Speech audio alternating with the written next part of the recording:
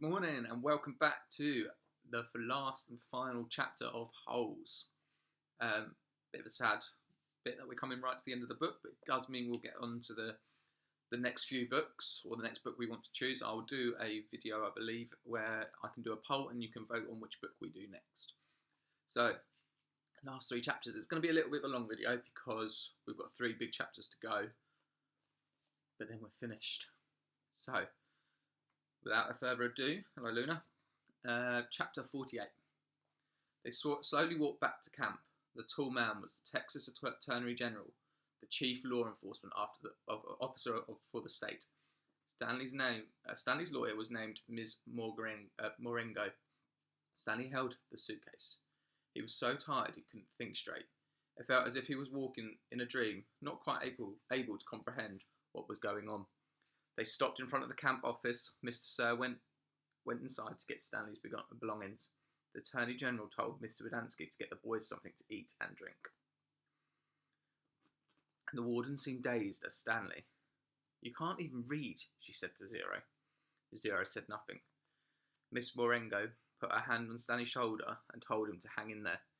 He'd be seeing his parents soon. She was shorter than Stanley, but somehow gave the appearance of being tall. Mr. Verdansky returned with 2 cartons of orange juice and 2 bagels. Stanley drank the juice but didn't feel like eating anything. "Wait!" the warden exclaimed. "I didn't say they stole the suitcase. It's his suitcase, obviously. But he put my things from the cabin inside." "That isn't what you said earlier, Miss Morengo." "What's in the suitcase?" the warden asked Stanley. "Tell us what's in it. Then we'll open it and see." Stanley didn't know what to do.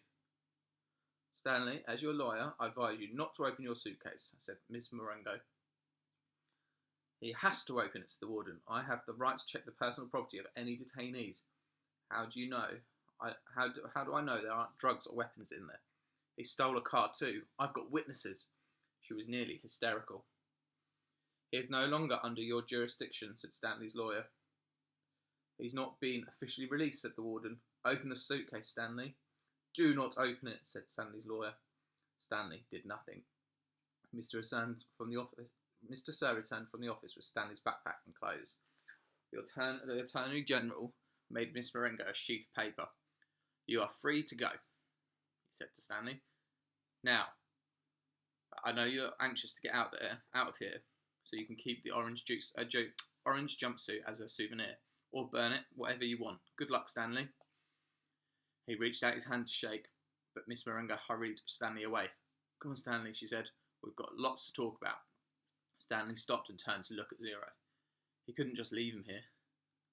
Zero gave him the thumbs up. "I can't leave Hector," Stanley said. "I suggest we go," said his lawyer, with a sense of urgency in her voice. "I'll be okay," said Zero. His eyes shifted between Mr. Verdansky on one side of him, then to the warden and Mr. Sir on the other side. "There's nothing I can do for your friend," said Miss Morengo. You're a released person to order from the judge." "They'll kill him," said Stanley. "Your friend is not in danger," said the Attorney General. "There's going to be an investigation into everything that happened here. For the present, I am taking the charge of camp." "Come on, Stanley," said his lawyer. "Your parents are waiting." Stanley stayed where he is. Sorry, Luna's been naughty. His lawyer sighed. "May I have a look at Hector's file?" she asked. "Certainly," said the Attorney General. "Miss Walker, go get Hector's file." She looked at him blankly. "Well?" The warden turned to Miss Verdansky. "Bring me Hector Zeroni's file." He stared at her. "Get it," she ordered. Mr. Verdansky went into the office. He returned a few minutes later and announced the file was apparently misplaced. The Attorney General was outraged. "What kind of camp are you running here, Miss Walker?" The warden said nothing. She stared at the suitcase. The Attorney General ushered Stanley's lawyer. The Attorney General assured Stanley's lawyer that he would get the records. "Excuse me, while I call the office." He turned back to the warden. "I assume the phone works?" He walked to the camp's office, slamming the door behind him. A little while later he reappeared and told the warden he wanted to talk to her. She cursed and then went inside. Stanley gave Zero's thumbs up. "Caveman, is that you?" He turned to see Armpit and Squid coming out of the rec room. Squid shouted back into the rec room. Caveman and Zero out here. Soon all the boys from Group D gathered around him and Zero. Good to see you, man, Armpit said, shaking his hand. We thought you were buzzard food. Stanley has been released today, said Mr. Belansky. Ways go, said Magnet, hitting him on the shoulder. You didn't even have to step on a rattlesnake, said Squid. Even Zigzag shook his hand. Sorry about, It's cool, said Stanley. We had to lift the truck clear out of that hole, Zigzag told him. It took everybody in C, D and E. We just picked it right up. It was really cool, said Twitch. X-Ray was the only one who didn't come over. Stanley saw him hanging back behind the others a moment, and then returned to the rec room. Guess what, said Magnet, glancing at Mr. Belansky. Mum says we don't have to dig any more holes. That's great, Stanley said. Will you do me a favour, asked Squid. I guess, Stanley agreed, somewhat hesitantly. I want you to... He turned to Miss Marengo. Hey, lady, you have a pen and paper I can borrow? She gave it to him, and Squid wrote down a phone number, which he gave to Stanley. Called my mum for me, okay? Tell her I said I was sorry. Tell her that Alan said he was sorry. Stanley promised he would. Now you can be careful out in the real world, said Armpit. Not everybody is as nice as us. Stanley smiled. The boys departed when the warden came out of the office. The Attorney General was right behind her. My office is having some difficulty locating Hector Zeroni's file, the Attorney General said. So you have no claim to authority over him, asked Miss Marengo. I didn't say that. He's in the computer. We just can't access his records. It's like they've fallen through a hole in cyberspace. A hole in cyberspace, Miss Marengo repeated. How interesting. When is his release date? I don't know. How long has he been here? Like I said, we can't. So what you're planning to do with him then? Keep him confined indefinitely without justification while you go crawling through black holes in hyperspace? The Attorney General stared at her. He was obviously incarcerated for a reason. I know, and what reason was that? The Attorney General said nothing. Stanley's lawyer took hold of Zero's hand. Come on, Hector, you're coming with us. Chapter 49. There never used to be a yellow-spotted lizard in the town of Green Lake. They didn't come to the area until the lake dried up, but the townsfolk had heard about the red-eyed monsters living in the desert hills. One afternoon, Sam, the onion man, and his donkey, Mary Lou, were returning to his boat, which was just anchored just a little offshore. It was late in November, and the peach trees had almost lost their leaves. Sam, someone called. He turned around to see three men running after him, waving their hats. He waited. Afternoon, Walter, Bo, Jesse. He greeted them, and as they walked up, catching their breath. Glad we caught you, said Bo. We got a rattlesnake hunting in the morning. We've got to get some of your lizard juice, said Walter. I ain't scared of no rattlesnake, said Jesse, but I don't want to come across one of those red-eyed monsters. I seen one once, and that was enough. I know about their red eyes, of course, but I hadn't heard about their black teeth. It was their white tongues that gets me, said Bo. Sam gave each man 2 bottles of pure onion juice. He told them to drink 1 bottle before going to bed at that night, and then half a bottle in the morning, then half a bottle around lunchtime. You sure this stuff works? Asked Walter. I'll tell you what, said Sam. If it doesn't, you can come back next week and I'll give you your money back. Walter looked around unsure as Bo and Jesse laughed. Then Sam laughed too. Even Mary Lou let out a rare hee-haw. Just remember, Sam told the men before they left, it's very important you drink a bottle tonight. You've got to get it into your bloodstream. The lizards don't like onion blood. Stanley and Zero sat in the back seat of Miss Marengo's BMW. The suitcase lay between them. It was locked, and they decided they'd let Stanley's father try to open it in their workshop. You don't know what's in it, do you? She asked. No, said Stanley. I don't think so. The air conditioning was on, but they drove with the windows open as well, because, no offence, but you boys really smell. Miss Marengo explained that she was a patent attorney. I'm helping your father with his new product he's invented. He happened to mention your situation, so I did a little investigation. Clyde Livingston's sneakers were stolen sometime before 3:15, and I found a young man, Derek Doone, who said that at 3:20 you were in the bathroom fishing your notebook out of the toilet. The girls remembered seeing you come out of the boys' restroom carrying a wet notebook. Stanley felt his ears redden. Even after everything he'd been through, the memory still caused him to feel shame. So he couldn't have stolen them, said Miss Marengo. He didn't. I did, said Zero. You did what? Asked Miss Marengo. I stole the sneakers. The lawyer actually turned around while driving and looked at him. I didn't hear that, she said. I advise you to make sure I don't hear that again. What did my father invent? Stanley asked. Did he find a new way to recycle sneakers? No, he's still working on that one, explained Miss Marengo. But he's invented a product that eliminates foot odour. Here, I've got a sample in my briefcase. I wish I had more. You two could probably bathe in it. She opened her briefcase and with one hand passed a small bottle back to Stanley. It had a fresh, somewhat spicy smell. He handed it to Zero. What's it called? Stanley asked. We haven't come up with a name yet, said Miss Marengo. It smells familiar, said Zero. Peaches, right? Asked Miss Marengo. That's what everyone says. A short while later, both boys fell asleep. Behind them, the sky turned dark, and for the first time in over 100 years, a drop of rain fell on the empty lake. Final chapter, chapter 50. I think it's the final chapter. Yeah, final chapter.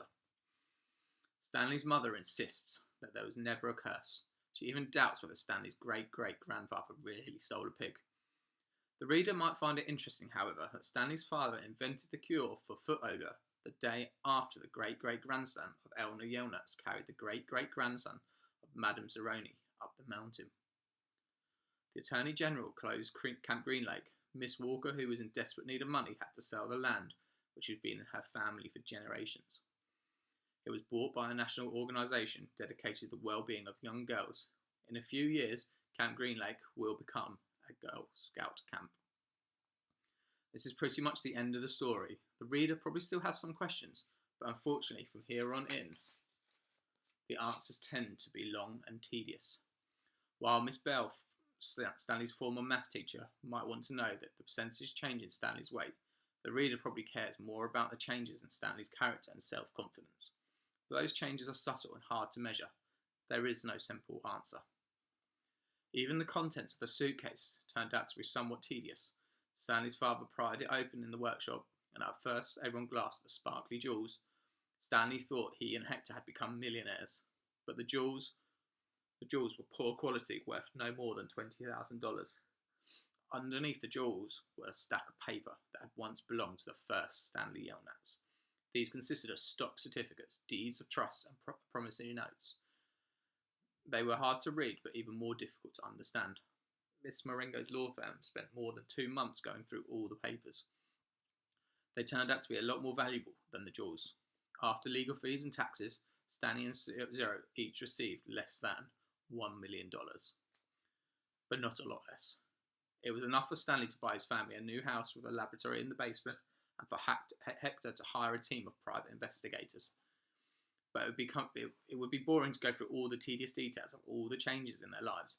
Instead, the reader will present with one last scene, which takes place almost a year and a half later after Stanley and Hector left Camp Green Lake. You will have to fill in the holes yourself.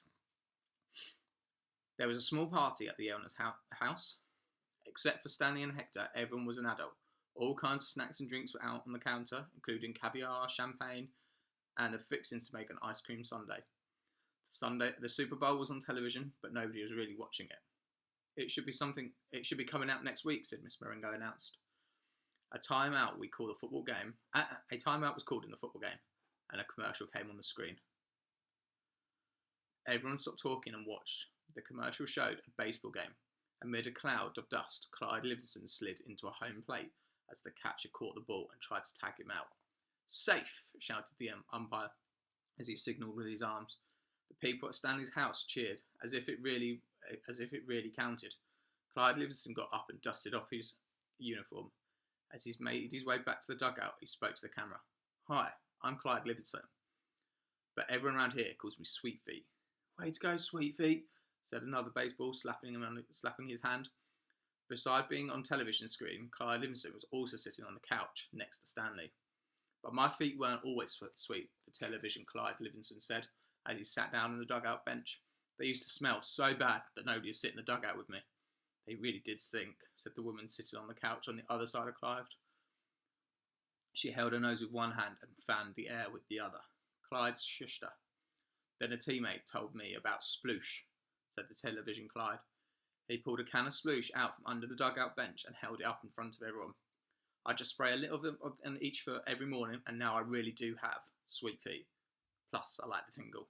Sploosh, said a voice. A treat for your feet, made all of natural ingredients in a neutralised odour-causing fungi and bacteria. Plus, you'll like the tingle. Everyone at the party clapped their hands. He wasn't lying, said the woman who sat next to Clyde. I couldn't even be in the same room with his socks. The other people at the party laughed. The woman continued, I'm not joking, it was so bad. You made your point, said Clyde, covering her mouth with his hand. He looked back at Stanley. Will you do me a favour, Stanley? Stanley raised and lowered his left shoulder. I'm going to get more caviar, said Clyde. Keep your hand over my wife's mouth. He patted Stanley on the shoulder, and as he rose from the couch, Stanley looked uncertain at his hand, then at Clyde Livingston's wife. She winked at him. He felt himself blush and turned away towards Hector, who was sitting on the floor in front of the overstuffed chair. A woman sitting in the chair behind Hector was absently minded fluffing his hair with her fingers. She wasn't very old, but her skin was all weathered to look to it, almost like leather.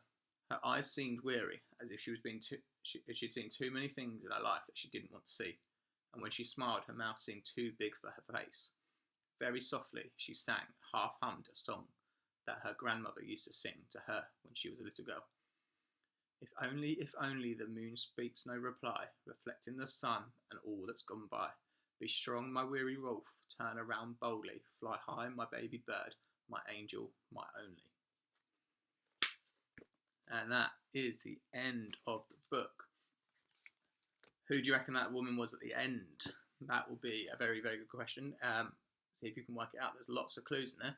But that is the final bit of Holes. We have finished the book of Holes, and I hope you really enjoyed it. Let me know what you thought in the comments, and I shall see you in a couple of days when we decide what our new book is. Take care.